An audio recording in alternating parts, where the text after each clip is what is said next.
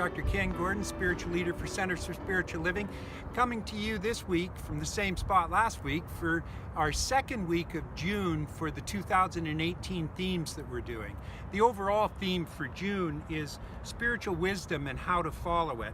And this particular talk was given by Reverend Barbara Bew, who is the senior minister of the New Thought Northern Colorado Center for Spiritual Living. Her title is Your Invisible Forces.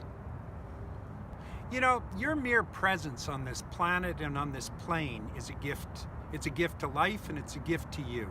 And I'm not just talking about the quality of your life. I'm talking about the energy that each of us has when we walk in as individuals to any room, any place, any time, or for that matter, when we're simply sitting at home watching television. There is an energy that permeates everything that we add to, and we either add in a positive nature or we add in a negative nature.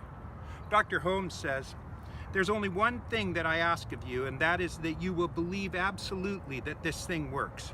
If you don't believe it works, it will not work, because everything is belief. Everything is mind, and all operation is thought, and there is not a law in the universe that is not the power of mind in action, and there never was, and there never will be. Anything you ever saw or ever will see is simply the result of mind in action." He says that in Love and Law.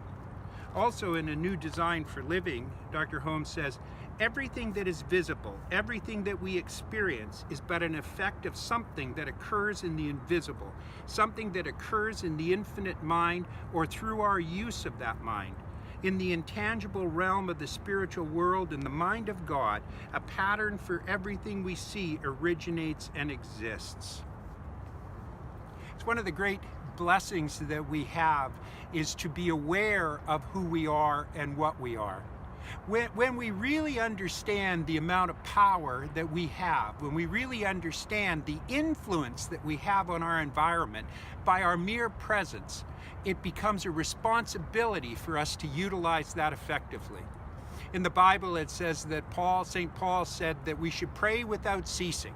And I'll share something with you, is that our every thought should be something that reflects what we're willing to pray for.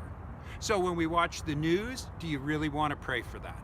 When we see somebody else and are critical or judgmental, is that really the prayer that you want to put into the universal mind and become the manifest destiny of who you are? The reality is our thoughts create the circumstances, the environment, the situation that we have in our life. And it's our responsibility to use them wisely. I know you do, and I'm doing the best I can. God bless you. Talk to you next week. Know you're loved.